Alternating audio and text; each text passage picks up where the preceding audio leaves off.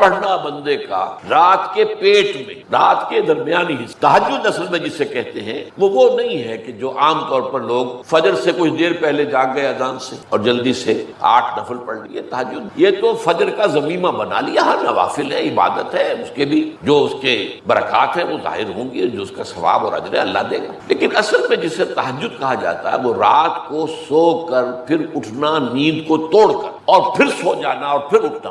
جوف کہتے ہیں پیٹ ہے، جوف اللیل، رات کے بطن، رات کے درمیان میں، یعنی نصف رات گزر جائے اس وقت سے انسان جو ہے وہ نماز پڑھے اور پھر ثلث رہ جائے تو پھر جائے، پھر سو جائے اور پھر اس کے بعد اٹھے فجر کے لیے اور سنتیں پڑھے اور آئے مسجد کے اندر.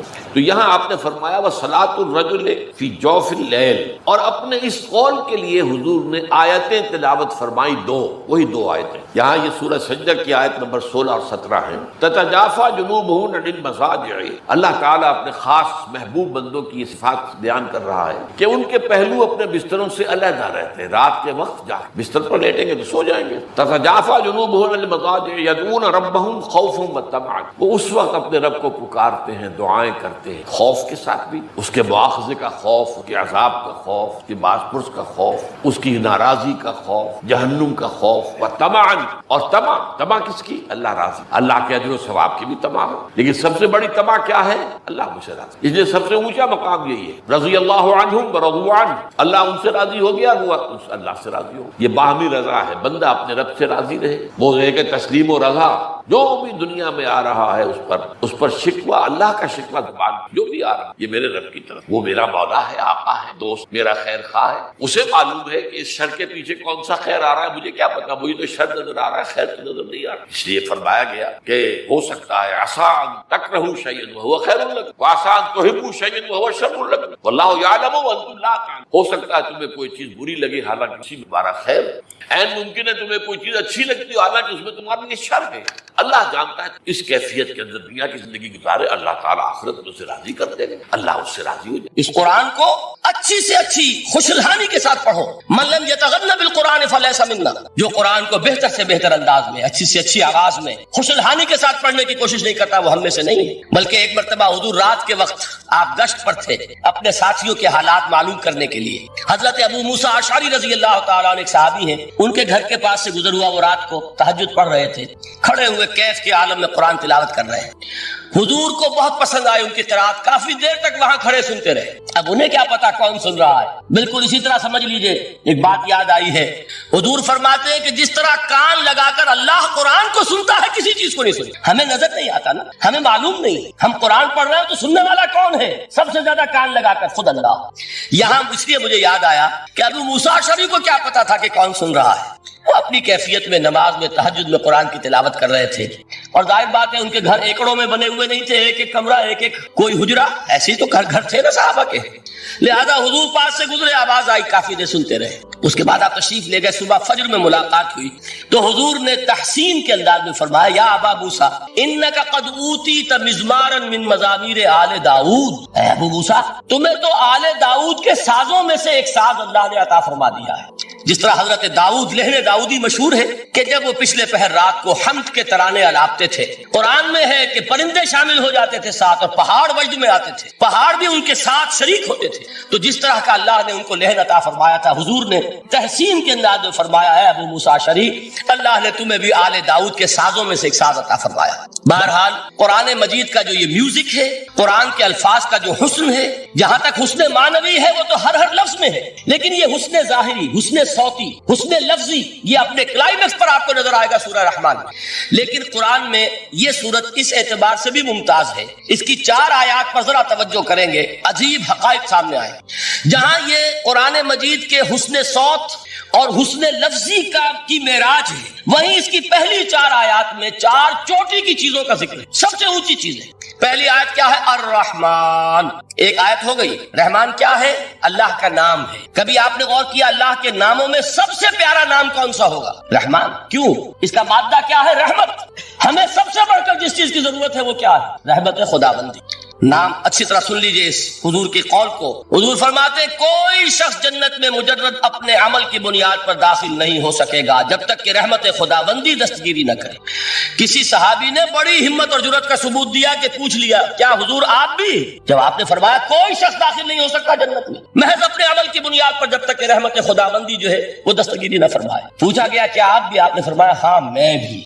आप अंदाज कीजिए कि अगर मोहम्मदुर रसूलुल्लाह भी रहमत खुदाबंदी के जरूरतमंद हो तो ताबे दीगरा चे रसद हमारी तो सबसे बड़ी जरूरत रहमत खुदाबंदी। अब ये रहमत जो है कुरान मजीद में अल्लाह ताला की ये शान दो अल्फाज के जरिए से आती है, रहीम और रहमान। और कोई मादा नहीं है जिससे दो नाम बनते हो अल्लाह, लेकिन ये मादा है वाहिद रहमत का कि जिससे रहमान भी है रहीम भी है। रहीम सिफत मुशब्बा है, रहमत दाइम हो जाएगी, मुस्तकिल होगी तो रहीम कहेंगे। और रहमान इसमें रहमत की है वो शान है कि जैसे ठाठे मारता हुआ समंदर हो, हैजान की कैफियत, तूफानी कैफियत। रहमत खुदाबंदी का तूफानी जोश वो है रहमान। आप तो रहते इस इलाके में है, आपको मालूम है अरब अगर भूखा मरा जा रहा हो तो क्या कहेगा? अना जुआन। प्यासा मरा जा रहा हो अना अत्शान। बहुत गजबनाक होगा गजबान। गजबान आसिफा कुरान में आया है, बहुत गजबनाक। रहमान जिसकी रहमत जो है जोश में है, ठाठे मारते हुए समंदर के माने। तो ये अल्लाह ताला के नामों में सबसे प्यारा नाम। अब आगे चलिए, अर्रहमान अल्लमल कुरान, रहमान ने कुरान सिखाया।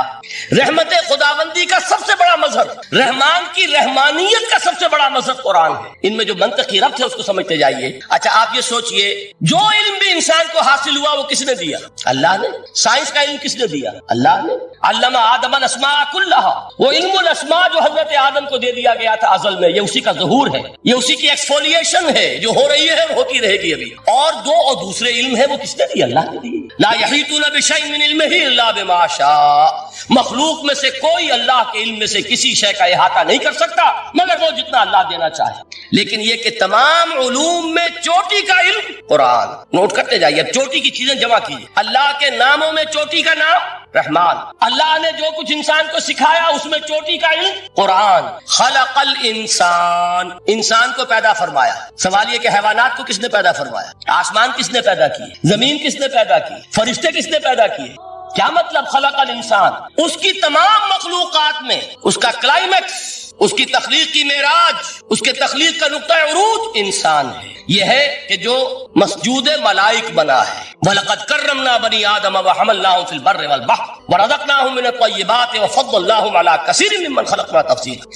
तो तख्लीक में सबसे ऊंची तख्लीक इंसान की, इल्मों में सबसे ऊंचा इल्म कुरान का, अल्लाह के नामों में सबसे ऊंचा नाम रहमान। कि वो ज़ात बारी ताला से जुदा है, ये भी नहीं कह सकते कि उसकी ज़ात का जुज़्व ला यनफ़क। कुछ इसी तरह का ताल्लुक है कुरान मजीद का ज़ात बारी ताला। लेकिन ये मसला कुरान मजीद में खुद बयान हुआ और सूरह हश्र की आयत में तो ये फरमाया गया, अल्लाह ताला ने अपने इस कलाम की अजमत को यूं बयान, वो अजमत कमा हिया, जैसे कि वो फिल वाक़े है, और जिसका कि गोया कि पूरा इदराक हमारे लिए अपनी बहुत सी महदूदियतों की वजह से मुमकिन नहीं। लेकिन एक तमसील के पैराए में समझाया, लौ अंज़लना हाज़ल कुरान अला जबल लरअयतहु खाशिअम मुतसद्दिअम मिन खश्यतिल्लाह व तिलकल अमसालु नज़रिबुहा लिन्नास लअल्लहुम यतफक्करून। अगर हमने इस कुरान को किसी पहाड़ पर उतार दिया होता तो तुम देखते कि वो दब जाता और फट जाता अल्लाह के खौफ। और ये मिसालें हैं जो हम लोगों के लिए बयान करते हैं ताकि वो गौर तदब्बुर करें, समझें। माला युद्रको कुल्लुहु ला युद्रको कुल्लुहु, अगरचे बतमाम कमाल अज़मत कुरान का फहम उनके लिए मुमकिन नहीं है। किसी दर्जे में तो कुछ इन्इकास उसका हो जाए, कुछ अंदाजा हो जाए, इंसान अपनी ज़हनी सतह के एतबार से उसकी मुनासबत से किसी दर्जे में अज़मत कुरान का अंदाजा कर ले तो अल्लाह ताला के इन अल्फाज को सामने रखे, लौ अंज़लना हाज़ल कुरान अला जबलिन लरअयतहु खाशिअम मुतसद्दिअम मिन खश्यतिल्लाह। अब इस आयत को समझने के लिए सूरह आराफ की आयत नंबर 143 को समझना होगा। उसी उसूल के तहत कि अल कुरान युफस्सिरु बाज़ुहु बाज़ा, कुरान का एक हिस्सा दूसरे हिस्से की तशरीह करता है। वहां यह वाक़या बयान हुआ है कि हजरत मूसा अलैहिस्सलाम को जब अल्लाह ताला ने कोहे तूर पर तलब फरमाया 30 रातों के लिए, जिसमें बाद में 10 का इजाफा करके वो एक 40 रात का एक कोर्स दिन रात, उस मौके पर जो मुखातबा इलाही, मुकालमा इलाही से मुशर्रफ हुए हजरत मूसा अलैहिस्सलाम, तो उनकी आतिश शौक भड़क और उन्होंने बड़ी जुरत करके ये दरखास्त कर दी, रब्बे अरेनी अंजुर, परवरदिगार मुझे अपना दीदार भी अता, मुझे मौका इनायत फरमा, मैं तुझे देख सकूं। یہ ان کی وہ آتش شوق کا، لیکن جواب کیا ملا؟ لن ترا، تو مجھے ہرگز نہیں دیکھ سکتے، ولیکن انظر الی الجبل فإن استقر مکانہ فسوف ترا۔ لیکن ظاہر بات ہے کہ حضرت موسیٰ علیہ السلام کو بات سمجھانے کے لیے کچھ مشاہدہ بھی کرانا تھا۔ فرمایا تم مجھے نہیں دیکھ سکتے، البتہ اس سامنے کے پہاڑ پر نگاہ جماؤ، ہم اس پر اپنی ایک تجلی ڈالیں گے۔ یہ اگلی الفاظ کے اندر وضاحت ہے، میں یہاں پہلے سے بیان کر رہا ہوں سمجھانے کے لیے۔ اگر وہ پہاڑ ہماری اس تجلی کو، تجلی کسے کہتے ہیں؟ جلا، روشنی، تو اللہ تعالیٰ کی طرف سے کوئی خاص اس کے نور کا جب پرتو ہوتا ہے کسی شے پر، وہ اس کی تجلی، ہم اپنی ایک تجلی اس پہاڑ پر ڈالیں گے، اگر وہ اس کو جھیل جائے، اپنی جگہ کھڑا رہ جائے، تو تم سمجھنا کہ شاید تم بھی ہمیں دیکھ سکتے۔ فلما تجلی ربہ للجبل، اب یہاں وہ لفظ آ گیا، جب اللہ نے تجلی اپنی پہاڑ پر ڈالی، جعلہ دکا وخر موسیٰ صعقا، وہ پہاڑ ریزہ ریزہ اور حضرت موسیٰ بے ہوش ہو کر، اب یہ بے ہوش ہو کر گر جانا، جبکہ وہ تجلی براہ راست بھی نہیں ہے، بالواسطہ ہے۔ مشاہدہ جو کر رہے حضرت موسیٰ وہ بالواسطہ ہے، تجلی پہاڑ پر، لیکن یہ کہ اس کا بھی بالواسطہ اس کا جو ہوا ہے، اس کی جو تاثیر ہوئی حضرت موسیٰ علیہ السلام پر کہ وہ اس کی تاب نہ لا سکے اور بے ہوش ہو۔ یہاں سے یہ بات سمجھ میں آتی کہ یہ تجلی یہ ذات باری تعالیٰ تھی، جس نے کوہ طور کو جلا کر بھسم کر لیا یا ٹکڑے ٹکڑے کر دیا، ریزہ ریزہ کر۔ اب ذات الہی کے ساتھ جو تعلق ہے کلام الہی کا، اور یہ صفت جو لا عین ولا غیر کے درجے میں ہے ذات کے ساتھ، تو وہی تاثیر اس کلام الہی۔ لو انزلنا هذا القرآن على جبل لرأيته خاشعا متصدعا من خشية الله وتلك الامثال نضربها للناس لعلهم يتفكرون۔ اس حقیقت کو اس دور میں اپنے مطالعے کی محدودیت کا اعتراف کرتے ہوئے عرض کر رہا ہوں کہ میرے نزدیک جس قدر پرشکوہ انداز میں علامہ اقبال نے بیان کیا ہے، اسی کیفیت وہ شاید اس کی کوئی مثال نہ مل سکے۔ فاش گویم آنچ در دل مزمرست، یہ کتابیں نیست چیزیں دیگر، میں صاف ہی کہہ دیتا ہوں جو میرے دل میں چھپ بات ہے۔ فاش گویم آنچ در دل مزمرست، یہ کتابیں نیست، اس قرآن کو کتاب نہ سمجھ، یہ کچھ اور ہے، چیزیں دیگر است۔ اب وہ چیزیں دیگر کیا ہے؟ وہی جو میں نے عرض کیا، ذات باری تعالیٰ اور کلام کا صفت باری تعالیٰ ہونا، اس کے بنا پر جو مناسبت ہے، جو قرب ہے، جو مشابہت ہے۔ مثل حق پنہاؤ ہم پیداست، زندہ پائندہ ہو یاس، اس کلام میں اللہ تعالیٰ کی ساری صفات کا انعکاس موجود۔ یہ بات ویسے بھی سمجھ میں آتی ہے، کوئی شخص ذرا گفتگو کرے، چند جملے جب وہ ادا کرے گا اپنی زبان سے، تو معلوم ہو جائے گا کہ اس کے فہم کا، اس کی دانش کا، اس کے مطالعے کا حدود اربع کیا ہے اور اس کے ذہن کی سطح سمجھ میں آ جائے گا۔ اس لیے کہ کلام جو ہے وہ متکلم کی پوری شخصیت کی عکاسی کر رہا ہوں۔ تانت بازی راگ پایا، چند جملے کسی نے کیا، پتہ چل گیا کہ یہ کس سطح کے آدمی ہیں، علمی اعتبار سے، معلوماتی اعتبار سے، تہذیبی اعتبار سے، کلچرڈ ہیں یا نہیں، یہ ساری باتیں چل گئی۔ تو اللہ تعالیٰ کی بھی جملہ صفات کا عکس اس قرآن میں، ان میں سے جن چند چیزوں کا ذکر علامہ نے شعر میں کیا، وہ جو سورہ حدید کی آیت ہے، هو الاول والآخر والظاہر والباطن، اللہ الظاہر بھی ہے الباطن، اتنا ظاہر کہ اس سے زیادہ ظاہر کوئی شے نہیں، اور اتنا باطن کہ اس سے زیادہ چھپی ہوئی کوئی شے۔ اسی لیے حضور سے جو منقول ہے الفاظ کہ پروردگار انت الظاہر فلیس فوقک شیء وانت الباطن فلیس دونک، یہی کیفیت قرآن کی۔ مثل حق پنہاؤ ہم پیداست، پنہا بھی ہے ظاہر، جیسے ذات باری تعالیٰ، اور جیسے اللہ تعالیٰ کی شان ہے جو آیت الکرسی کے شروع میں آئی، الحی القیوم، مثل حق پنہاؤ ہم پیداست، تو زندہ ہو پائندہ ہو گویاست۔ یہ قرآن جو ہے اللہ تعالیٰ کی صفات کا ایک عکس ہے۔ اس سے ذرا آگے چلیے، کلام کے بارے میں۔ اب کلام الہی ظاہر بات ہے کہ صفت ہے، اور صفت قدیم ہے، اللہ کی صفات حادث نہیں، اللہ کی ذات بھی قدیم ہمیشہ، اور اس کی صفات بھی قدیم ہمیشہ۔ اور یہ جو کلام الہی ہے، ظاہر بات ہے کہ یہ جو ہماری زبان کے حروف و اصوات ہے، کلام الہی تو ان سے منزہ ہے، مبرہ ہے، ماورا ہے، اعلیٰ ہے، عرفا ہے۔ ہماری زبانوں کے حروف و اصوات، الفابیٹس جگہ جگہ تبدیل ہو جائیں گے، انگریزی کے کچھ اور ہیں، اردو کے کچھ اور ہیں، عربی کے کچھ اور ہیں۔ کلام الہی ان تمام سے آگاہ، عرفہ، منزہ اور مبرہ ہے۔ یہ کلام الہی جب بھی نازل ہوا ہے، ظاہر بات ہے حضرت موسیٰ پر اگر کتاب اتاری گئی وہ بھی علم الہی سے آئی، لیکن وہ عبرانی زبان میں آئی۔ حضرت عیسیٰ علیہ السلام پر انجیل اتاری گئی، ہم یقین سے نہیں کہہ سکتے، دو میں سے کسی ایک زبان میں اتاری گئی ہوگی یا عبرانی ہوگی، اس لیے کہ شام کے جس علاقے میں، فلسطین کے جس علاقے میں ان کی پیدائش ہوئی اور جہاں وہ دعوت و تبلیغ کے لیے گھومتے رہے، اس کے عوام کی زبان تھی آرامی اور خواص کی زبان تھی عبرانی۔ تو یا تو وہ بھی تورات کی طرح عبرانی ہی میں نازل ہوئی تھی یا آرامی میں ہوگی، لیکن اب کوئی نسخہ نہ ہیبریو کا، کوئی قدیم نسخہ دنیا میں موجود ہے، نہ آرامی۔ جو سب سے پرانا نسخہ ملتا ہے انجیل کا، وہ کا ترجمہ لیٹن زبان کا ترجمہ ہے یا گریک ترجمہ ہے، اصل کوئی نہیں۔ بہرحال جب وہ کلام الہی محمد رسول اللہ پر نازل ہوا، اب اس نے حروف و اصوات کا وہ جامہ پہنا کہ جو عربی زبان، یہی وجہ دیکھیے میں نے جو آیت سورہ حامیم، یہ جو سلسلہ سور ہے اس میں سے سورہ زخرف کی آیت جو میں نے آپ کو سنائی، حامیم والکتاب المبین انا جعلناہ قرآنا عربیا لعلکم تعقلون، ہم نے بنا دیا ہے اپنے اس کلام کو قرآن عربی،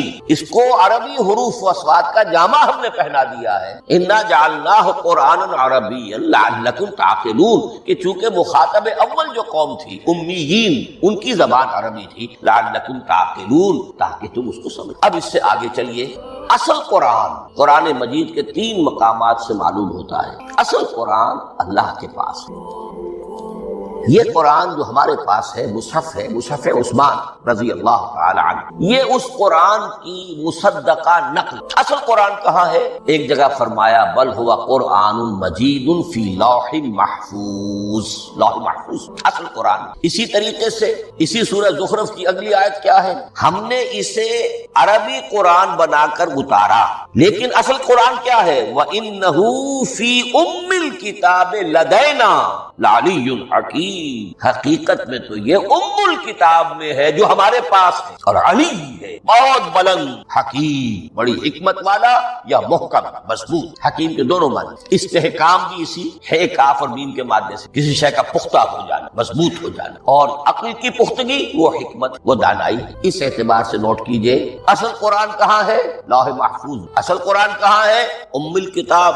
اسی کو کہا گیا ہے ایک اور مقام پر فی صحف مکرمۃ مرفوعۃ مطہرۃ بأیدی سفرۃ کرام بررہ۔ یہ قرآن، اصل قرآن تو بڑے صحیفوں میں، ان صحیفوں میں ہے، ان صفحات میں ہے، ان اوراق میں ہے، جس کی شان کیا ہے؟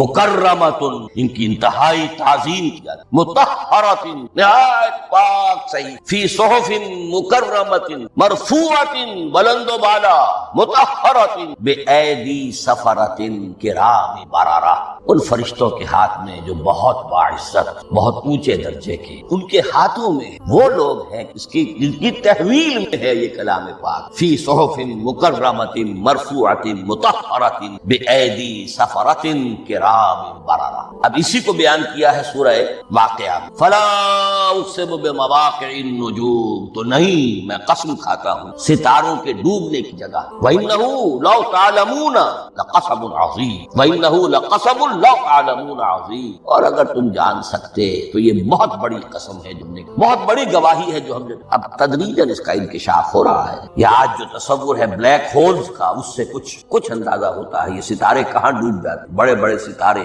نسیم منسیہ ہو جاتے، ستارے نہیں پوری گیلیکسیز اس میں گم، وہ مقبرے ہیں، بڑی گیلیکسیز۔ فلا اقسم بمواقع النجوم وانه لقسم لو تعلمون عظیم انه لقرآن کریم، یہ قرآن ہے بہت باعث، فی کتاب مکنون، اور یہ اس کتاب میں جو چھپی ہوئی، یہ لؤلؤ مکنون کا لفظ آتا ہے قرآن میں، جیسے موتی ہوتے ہیں انہیں چھپا کر رکھا جاتا ہے ڈبیوں میں، مخملی ڈبیوں کے اندر موتیوں کو، اسی طریقے سے فی کتاب مکنون لا یمسہ الا المطہرون، وہ صحیفے بھی بہت مطہرہ تھے اور ان کو چھو نہیں سکتے مگر وہی جو انتہائی پاک ہے، ملائکہ مقربین جن کے قریب سے بھی ہو کر معصیت یا گناہ کا کوئی تصور تک نہیں گزر سکتا، وہ ہے جو اس کو چھوتے ہیں، ان کے ہاتھوں میں ہے، ان کی تحویل۔ یہ ہے وہ چیزیں کہ جس سے اندازہ ہوا کہ اصل قرآن کہاں۔ یہ جو ہمارے پاس ہے در حقیقت یہ نقل مطابق اصل، مصدقہ نقل ہے۔ اب اس میں آپ سے عرض کر دوں کہ ایک بہت خوبصورت بات ہمیں جو ملتی ہے، تورات میں جو استثناء،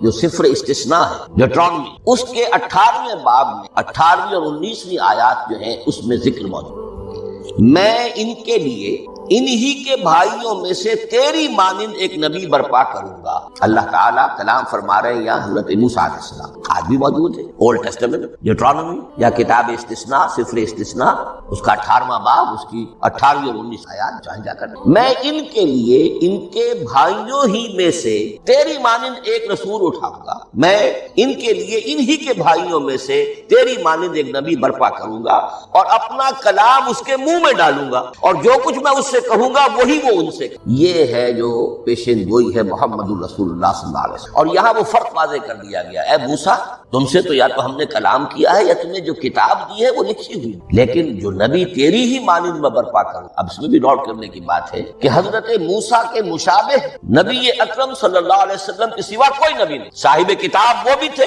صاحب کتاب محمد, صاحب امت وہ بھی تھے اور صاحب امت محمد. تیری مان صاحب شریعت, حضرت عیسیٰ صاحب شریعت نہیں تھے, شریعت موسوی ہی کو نافذ کر دیا ہے. ان کی حیثیت دین موسوی کے مجدد کی. ایسے نبی تھے, اللہ کے فضل و کرم سے نبی تھے, اس میں کوئی شک نہیں, رسول تھے, لیکن یہ کہ ان کے کام کی نوعیت کیا تھی, اس لیے کہ کوئی نئی شریعت لے کر نہیں آئے. اب بھی انجیل میں الفاظ موجود ہیں, don't think I have come to destroy law, the mosaic law جسے یہ کہتے ہیں شریعت موسوی, وہ تم پر نافذ ہے, تم اس کی پابندی کرو. چونکہ صاحب شریعت رسول یا موسیٰ یا محمد صلی اللہ علیہ وسلم علیہ السلام, تو میں ان کے بھائیوں میں سے. اب بھائی کون ہوں گے؟ ظاہر بات ہے بنی اسرائیل, ان کے کزنز کون ہیں؟ بنی اسماعیل. بنی اسرائیلی تو جو بھی نبی ہے وہ انہی میں سے ہے, ان کے بھائیوں میں سے. تو بھائی تو ہوگا, ان کا کزن ہوگا. اب وہ کون ہے؟ بنی اسماعیل.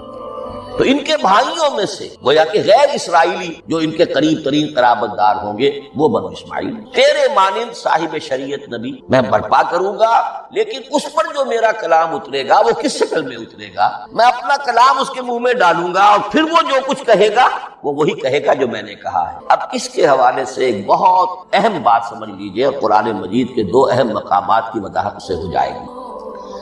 یہ کلام اللہ, قرآن مجید میں اس کو قول جبرائیل بھی کہا گیا ہے. کلام اللہ حضرت جبرائیل کے ذریعے سے جب ادا ہوا ہے تو قول جبرائیل ہے, اور پھر جب وہ محمد الرسول اللہ کی زبانی ادا ہوا تو قول رسول ہے, قول محمد ہے صلی اللہ علیہ وسلم. یہ قول اللہ بھی ہے, قول جبرائیل بھی ہے اور قول محمد بھی ہے بیک وقت. یہ بات دیکھیے سورۃ تکویر, اذا الشمس کورت انہ لقول رسول کریم ذی قوۃ عند ذی العرش مکین مطاع وما صاحبکم بمجنون. یہ یہاں پر حضرت جبرائیل کا ذکر ہے. وما ہوا بقول شیطان الرجیم. محمد تک اس قرآن کو لانے والا تو وہ بلند پائے کا فرشتہ ہے, یہ کوئی شیطان رجیم نہیں ہے. اس لیے کہ مکے والوں نے کہہ دیا تھا ہو سکتا ہے کوئی بدروح آئی ہو محمد پر اور اس بدروح نے کوئی الٹی سیدھی بات سکھا دی ہو. نہیں, انہ لقول رسول کریم. یہاں رسول کریم کون ہے؟ حضرت جبرائیل. انہ لقول رسول کریم ذی قوت عند ذی العرش مکین,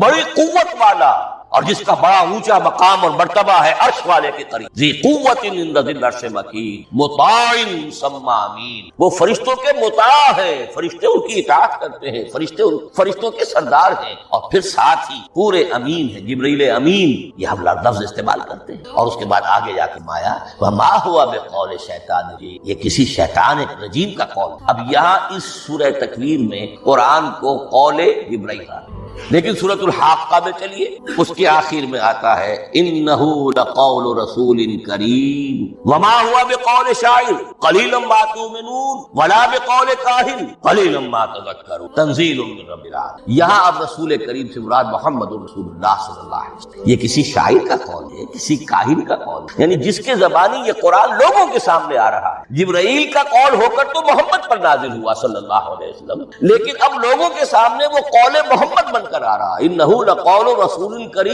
وما هو بقول شاعر قلیلا ما تؤمنون ولا بقول کاہن قلیلا ما تذکرون تنزیل من رب العالمین. تو قرآن مجید کلام اللہ ہے, پھر وہ قول جبرائیل بنا جب جبرائیل نے آ کر محمد کو, اور پھر وہ قول محمد بنا جب محمد کی زبان مبارک سے لوگوں نے اسے اہل عرب نے سنا, اور پھر بات پھیلتی چلی گئی. اب آخری بحث اس موضوع پر جو ہے وہ یہ ہے, کلام الہی کی 3 صورتیں ہیں جو قرآن مجید میں سورہ شورى کی آیت نمبر 51 میں بیان، وما کان لبشر ان یکلمہ اللہ، کسی بشر کسی انسان کی یہ حیثیت نہیں ہے، مقام نہیں ہے کہ اللہ اس سے کلام، یہ نہیں کہا کہ اللہ کے لیے ممکن نہیں ہے، نہیں اللہ کے لیے تو ہر شے ممکن ہے، لیکن کسی بشر کا یہ مقام نہیں ہے کہ اللہ اس سے کلام، مخلوق ہے، بشر ہے، ما کان لبشر ان یکلمہ اللہ الا اب تین شکل، الا وحیا او من وراء حجاب او یرسل رسولا فیوحی باذنہ ما یشاء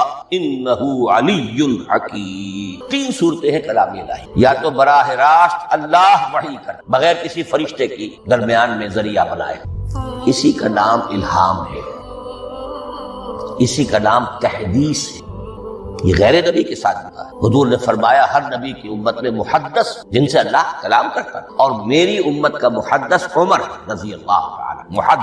محدث نہیں، محدث کے معنی ہے علم حدیث کا ماہر، امام بخاری محدث ہے، امام مسلم محدث ہے۔ محدث تحدیث سے مفعول بنا جس سے بات کی جاتی ہے، محدث اللہ بات کرتا ہے، اللہ دل میں ڈال دیتا ہے، القاء ہو جاتا ہے، الہام ہو جاتا ہے، کوئی فرشتہ درمیان نہیں، براہ راست۔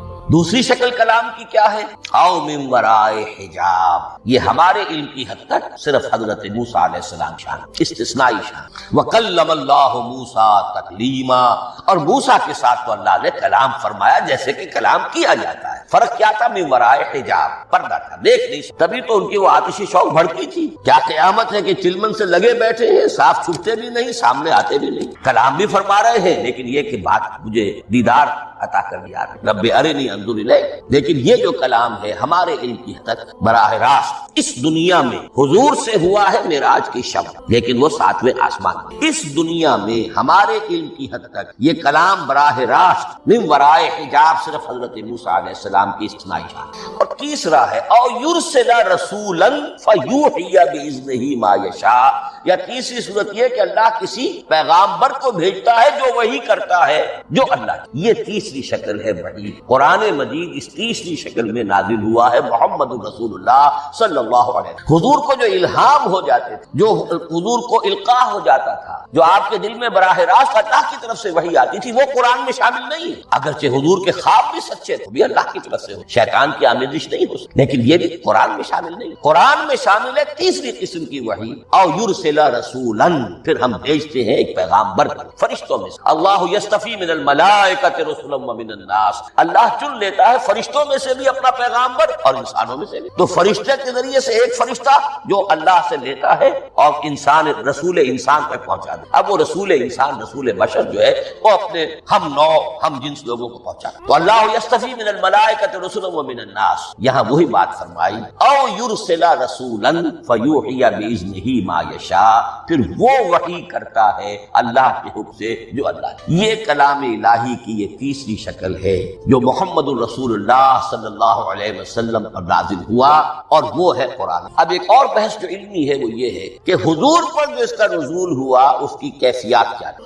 دو الفاظ استعمال ہوتے ہیں، انزال بھی اور تنزیل، ان دونوں میں فرق کیا ہے اس کو نوٹ کر لینا چاہیے۔ لغوی اعتبار سے جان لینا چاہیے، نزل ینزل کسی کا خود اترنا، نازل ہونا، اترنا۔ انزل ینزل دفعتن اتار دینا، کسی اور نے کسی شے کو دفعتن نیچے اتارنا۔ یہی مفہوم نزلہ کے ساتھ بے لگ جائے تو آ جاتا ہے، با کے ساتھ نزلہ بہی، یہ اتارنے کے مفہوم میں آئے گا۔ لفظی ترجمہ یہ بھی کر سکتے وہ اترا اس شے کے ساتھ۔ نزل بہ الروح الامین، اس کو لے کر نازل ہوا خود روح الامین فرشتہ، علی قلب کا، اے محمد صلی اللہ علیہ وسلم آپ کے قلب مبارک پر۔ تو نزلہ بے اور انزال اس کے معنی، لیکن اگلا لفظ ہے تنزیل، نزل ینزل تنزیلا، اس کے معنی ہے رفتہ رفتہ، تدریجا، نجمن نجمن، تھوڑا تھوڑا کر کے، وقفے وقفے سے اتار۔ جیسے عربی میں اعلام کہیں گے، کسی کو کچھ بتا دینا، باخبر کر دینا، مطلع کر دینا، بھائی مطلع کر دیا میں، اب تم جانو تمہارا کام، یہ اعلام کہلایا۔ تعلیم کسے کہتے ہیں؟ سکھانا، درجہ بدرجہ دیکھنا اس کی استعداد کیا ہے، آج یہ کیا بات سمجھ سکتا ہے، میں اتنے ہی درجے تک سمجھاؤں، اب کل میں اسے مزید سمجھاؤں گا، پرسوں مزید سمجھاؤں گا۔ یہ درجہ بدرجہ درجہ کسی شے کو سمجھانا، یہ تعلیم. تو انزل ينزل انزالا یہ ہے اتار دینا دفعتاً، اور نزل ينزل تنزیلا یہ ہے تدریجاً اتارنا. اب قرآن مجید کے لیے یہ دونوں الفاظ مستعمل ہیں، لیلۃ القدر اور لیلۃ المبارکہ. اب یہ دو بھی نوٹ کر لیجئے، قرآن مجید میں چونکہ اہم مضامین کم سے کم دو جگہ پر ضرور آتے. انا انزلناہ فی لیلۃ القدر، یہاں انزلنا ہے، نزلنا نہیں ہے، انزلنا ہے، ہم نے اتارا اس کو لیلۃ القدر. اب باقی سورت تو آپ کو یاد ہوگی، وما ادراک ما لیلۃ القدر، لیلۃ القدر خیر من الف شہر، تنزل الملائکۃ والروح فیہا باذن ربہم من کل امر سلام ہی حتی مطلع. لیکن یہ اہم مضمون قرآن مجید میں دوسری جگہ بھی ہے. سورہ دخان کے شروع میں فرمایا حامیم والکتاب المبین انا انزلناہ فی لیلۃ مبارکۃ انا کنا منذرین فیہا یفرق کل امر حکیم امرا من عندنا انا کنا مرسلین رحمتا من ربک انہ هو السمیع العلیم. یہ لیلۃ المبارکہ ہے، ایک ہی لیلۃ القدر اور لیلۃ المبارکہ، ان دونوں کے لیے وہی انزلنا. لیکن یہ کہ سابقہ کتابوں کے اعتبار سے قرآن مجید کا فرق واضح کیا گیا ہے. مثلا سورہ نساء کی آیت نمبر 136 بہت نمایاں ہے، بہت نمایاں. وہاں فرمایا گیا یا ایھا الذین آمنوا آمنوا باللہ ورسولہ والکتاب الذی نزل علی رسولہ والکتاب الذی انزل من قبل. اے ایمان کے دعوے دارو، حقیقتاً ایمان لاؤ، ایسے ایمان لاؤ جیسے ایمان لانے کا حق ہے، اللہ پر بھی اور اس کے رسول پر بھی، اور اس کتاب پر بھی جو اللہ نے اپنے رسول پر نازل فرمائی، اور اس کتاب پر بھی جو اللہ نے پہلے نازل. لیکن نازل کے لیے یہاں آیا حضور کے لیے والکتاب الذی نزل علی رسول، تنزیل شکل، اور تورات کے لیے والکتاب الذی انزل من قبل، وہ تو دفعۃ واحدا لکھی ہوئی تختیوں کی شکل میں حضرت موسیٰ علیہ السلام کو دے دی. تو یا ایھا الذین آمنوا آمنوا باللہ ورسولہ والکتاب الذی نزل علی رسولہ والکتاب الذی انزل من قبل. یہ جو تنزیل ہوئی ہے حضور پر، یعنی لیلۃ القدر میں جو رمضان مبارک میں ہے، پورا قرآن لوح محفوظ سے، کتاب مکنون سے، ام الکتاب سے نقل کر کے اتار دیا گیا سمائے دنیا تک. پہلا آسمان جسے ہم سمائے دنیا، وہ آسمان جو قریب ترین ہے، وہاں سے اب یہ درجہ بدرجہ تھوڑا تھوڑا چند آیتیں، چند سورتیں، پھر آیتیں، پھر سورتیں، یہ نازل ہوا محمد الرسول اللہ صلی اللہ علیہ وسلم پر. گویا کہ پہلا مرحلہ انزال کا ہے. پورا قرآن لوح محفوظ یا کتاب مکنون یا ام الکتاب سے نقل کر کے اتار دیا گیا سمائے دنیا. یہ ہے انزل ينزل انزال. انا انزلناہ فی لیلۃ القدر انا انزلناہ فی لیلۃ مبارک. لیکن محمد الرسول اللہ پر یہ نازل ہوا اب تھوڑا تھوڑا، نجمن نجمن، درجہ بدرجہ، تدریجاً. یہ ہے تنزیل. اس تنزیل کی حکمت قرآن مجید میں بیان ہوئی ہے، اور اس اعتبار سے کہ اہل عرب نے، اہل مکہ نے اعتراض کیا کہ یہ پورا قرآن کیوں نہیں محمد ایک ہی مرتبہ پیش کرنا صلی اللہ علیہ وسلم. اس میں جو چیز مضمر تھی وہ یہ تھی کہ چونکہ یہ حقیقت میں اللہ کا کلام نہیں، یہ محمد کا اپنا کلام ہے، تو کوئی شاعر دنیا میں ایسا نہیں ہے جو ایک دم اپنا پورا دیوان دے دے. تو ساری عمر میں تھوڑا تھوڑا، آج غزل کہی، کل قصیدہ کہا، پرسوں کچھ اور کہا، پھر وہ جمع ہوتا ہے تو وہ دیوان بنتا ہے. اسی طریقے سے یہ کر رہے ہیں. اگر یہ اللہ کا کلام ہوتا تو بیک وقت آ جاتا. یہ تو ذرا محنت کرتے ہیں، کچھ اس کے اندر اس کو اپنی محنت سے کوشش کر کے کچھ موضوع کرتے ہیں، کلمات، الفاظ، اور اس طریقے سے رفتہ رفتہ لے کر آ رہے ہیں. اس لیے ان کا اعتراض نقل ہوا ہے. وقال الذین کفروا لولا نزل علیہ القرآن جملۃ واحدۃ. کیوں نہیں اترا یہ قرآن پورا کا پورا ایک بار؟ یہ اعتراض تھا. اس اعتراض کے جو جوابات دیے وہ نوٹ کی کہ لوگوں کے حق میں یہ مفید ہے یہ پورے قرآن کا تحمل ایک وقت میں کرنا چاہیے. یہ پورا قرآن تو ایک ہی مرتبہ اگر پہاڑ پر بھی اتار دیا جاتا تو وہ پھٹ جاتا دب. وقرآنا فرقناہ لتقرأہ علی الناس علی مکث ونزلناہ تنزیلا. سورہ بنی اسرائیل آیت 106. یہ وہ قرآن ہے جس نے ہم نے جس کو ٹکڑے ٹکڑے کر کے فرق توڑ دیا، تھوڑا تھوڑا کر کے ہم نے کر دیا. لتقرأہ علی الناس علی مکث، تاکہ آپ اسے پڑھ کر سنائے لوگوں کو وقفے وقفے، تاکہ وہ سہار سکیں، سنبھال برداشت کر سکیں. وَنَزَّلْنَاهُ تَنزِيلًا، اسی وجہ سے ہم نے اسے نازل کیا ہے بطرز تنزیل، بطرز انزال نہیں، بطرز تنزیل. وَقُرْآنًا فَرَقْنَاهُ لِتَقْرَأَهُ عَلَى النَّاسِ عَلَى مُكْثٍ وَنَزَّلْنَاهُ. ایک حکمت تو ہو گئی عوام، ایک حکمت خود رسول کے لیے صلی اللہ علیہ وسلم. كَذَلِكَ لِنُثَبِّتَ بِهِ فُؤَادَكَ وَرَتَّلْنَاهُ تَرْتِيلًا. اب ذرا نوٹ کیجئے، قلب محمدی کے لیے بھی اس پورے کلام کا ایک دم سہار آسان کام. یہ اس لیے یہ اسی سورہ الفرقان کی جو آیت کا میں نے ایک حصہ آپ کو سنا دیا تھا، اسی کے اندر اس کا جواب آیا ہے. اسی آیت نمبر 32 ہے یہ سورہ فرقان کی. وقال الذين كفروا لولا نزل عليه القرآن جملة واحدة. یہ اعتراض ہے. جواب کیا ہے؟ كذلك لنثبت به فؤادك. ہم نے یہ اس لیے کیا ہے نبی کہ اس کے ذریعے سے آپ کے دل کو ٹھہراؤ اور جماؤ. ایک دم اس کا اتر جانا. انا سنلقي عليك قولا ثقيلا. بڑا بھاری، ناقابل برداشت، تاکہ رفتہ رفتہ آپ کا دل کے اندر تقویت بڑھتی جائے، اس کے اندر اور اس کا تحمل جو ہے اس کی صلاحیت بڑھتی جائے. كذلك لنثبت به فؤادك ورتلناه ترتيلا.